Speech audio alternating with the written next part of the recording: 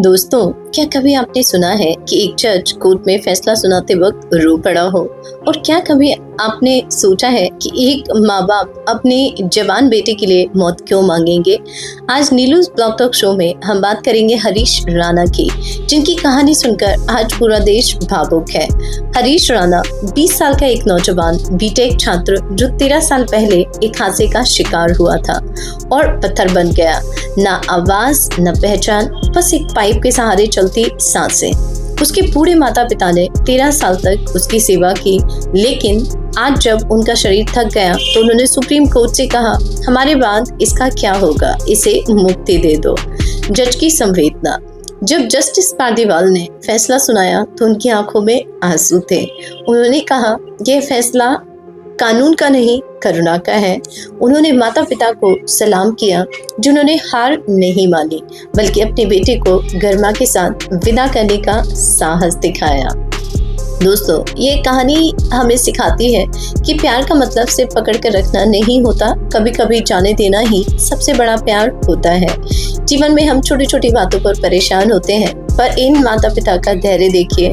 गरिमा के बिना जीवन अधूरा है। दोस्तों, हरीश राणा का यह मामला केवल एक कानूनी फैसला नहीं है, बल्कि यह इंसानियत, धैर्य और जीवन की सच्चाई से जुड़ी कई गहरी सीख लेसन हमें देता है। निस्वार्थ प्रेम और सेवा की पराकाष्ठा। हरीश के माता पिता ने 13 साल तक अपने बेटे की सेवा की, जो पूरी तरह से बिस्तर पर था। यह हमें सिखाता है कि माता पिता का प्रेम दुनिया में सबसे निस्वार्थ होता है। उन्होंने अपनी पूरी वृद्धावस्था अपने बेटे की देखभाल में समर्पित कर दी, बिना किसी उम्मीद के। गरिमा के साथ जीने और मरने का अधिकार। अक्सर हम समझते हैं जीवन का अर्थ केवल सांस लेना है, लेकिन इस फैसले ने सिखाया कि गरिमा, डिग्निटी के बिना जीवन का कोई अर्थ नहीं है। अगर कोई व्यक्ति केवल मशीनों या पाइप के सहारे है और उसे अपने होने का एहसास भी नहीं है, तो उसे शांति से विदा होने देना भी करुणा का एक रूप है।